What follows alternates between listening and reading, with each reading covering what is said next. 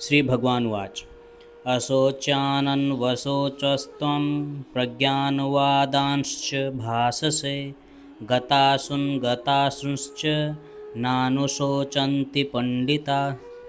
श्लोक में श्री कृष्ण अर्जुन से कहते हैं, हे अर्जुन, तू न शोक करने योग्य लोगों के लिए शोक करता है और पंडितों जैसी बातें करता है, किंतु पंडितजन जिनके प्राण चले गए हैं उनके लिए तथा जिनके प्राण नहीं गए हैं उनके लिए भी शोक नहीं करते, क्योंकि वो भी मर जाएंगे। तू पंडितों जैसी बातें करता है परंतु तू ज्ञाता नहीं है, क्योंकि न तेवाहम जातु नासम न त्वं न मे जनाधिपः न च न भविष्यामः सर्वे वयमतः परम। श्लोक में श्री कृष्ण अर्जुन को बताते हुए कहते हैं, ना तो ऐसा है कि मैं किसी काल में नहीं था या तू नहीं था या ये राजा लोग नहीं थे, और ना ही ऐसा है कि आगे हम सब नहीं रहेंगे। हर काल में हमारे जैसे लोग होंगे, भविष्य में भी हमारे जैसे लोग विद्यमान होंगे। और फिर वह आगे बताते हैं, देहिनो अस्मिन्यथा देहे कौमारं यौवनं जरा तथा देहांतर प्राप्तिर्धीरस्तत्र न मुह्यते। श्लोक में श्री कृष्ण अर्जुन को बताते हुए कहते हैं, जिस प्रकार जीवात्मा की इस देह में कुमार, युवा और वृद्ध अवस्था होती है, वैसे ही अन्य अन्य शरीरों की प्राप्ति में धीर पुरुष मोहित नहीं होता।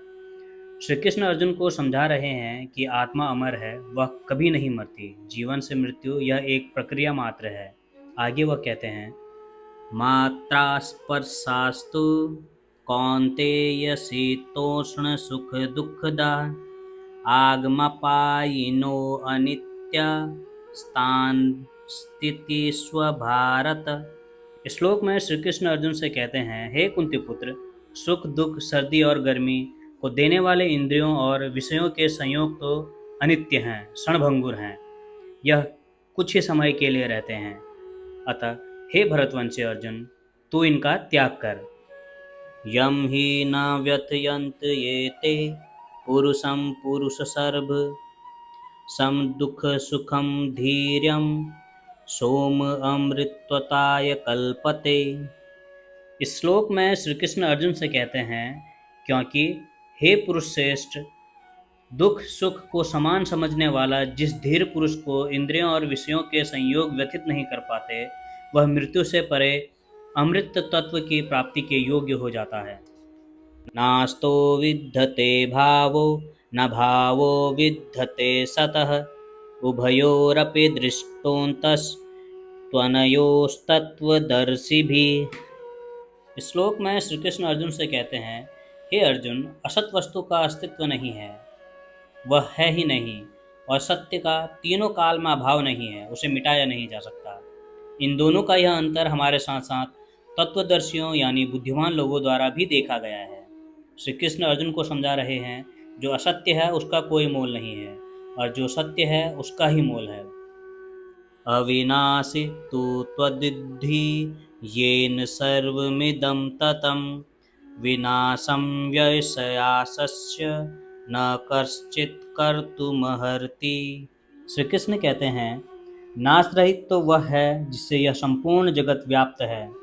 इस अविनाशी का विनाश करने में कोई भी समर्थ नहीं है। अंतवंत इमे देहा नित्यसयोक्ता शरीरिणः अनाशिनो अप्रमेयस्य तस्मादुद्यस्व भारत।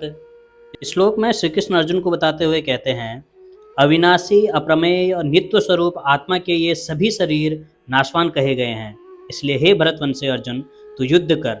आत्मा ही अमृत है, आत्मा ही अविनाशी है, जिसका तीनों काल में नाश नहीं होता। आत्मा ही सत्य है। शरीर नाशवान है, यही असत्य है, जिसका तीनों काल में अस्तित्व नहीं है।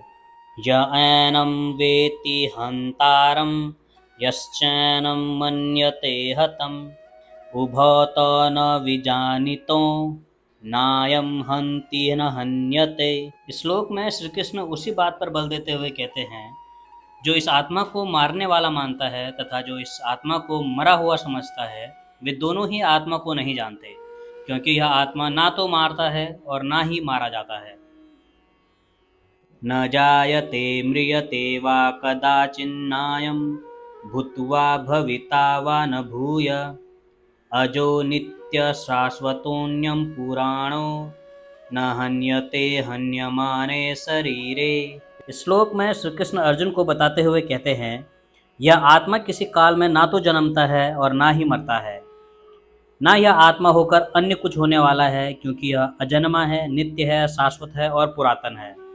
शरीर के नाश होने पर भी इसका नाश नहीं होता, आत्मा ही सत्य है।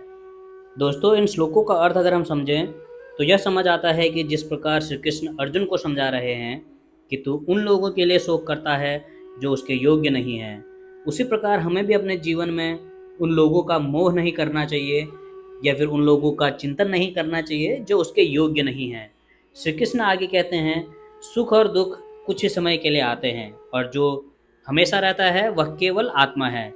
इसलिए हमें हर परिस्थिति में एक समान रहना चाहिए और अपने कर्म करते रहने चाहिए। हमें ना तो भावुक होना चाहिए और ना ही किसी चीज़ को लेकर मोह करना चाहिए। हमें हमेशा अपने कर्म करने के लिए तत्पर रहना चाहिए। यही एकमात्र मार्ग है जिससे हम अपनी मंजिल तक पहुंच सकते हैं। दोस्तों, इसी के साथ यह वीडियो समाप्त करता हूं। अगर आप अभी तक हमारे हिंदू धर्म ग्रंथों को पढ़ने के सफ़र से नहीं जुड़े हैं तो जुड़ जाइए, चैनल को सब्सक्राइब कीजिए।